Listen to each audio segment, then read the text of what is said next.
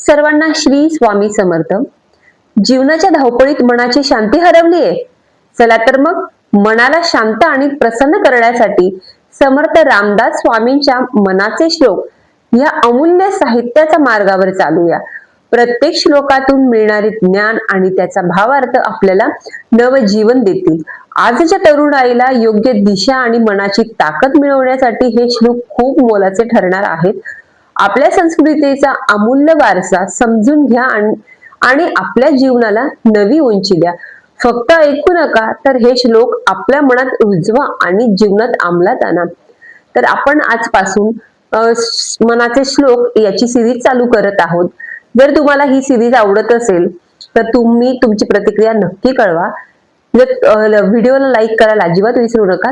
भेटूयात आपण आपल्या मनाच्या श्लोकच्या सिरीज मध्ये. जय जय रघुवीर समर्थ.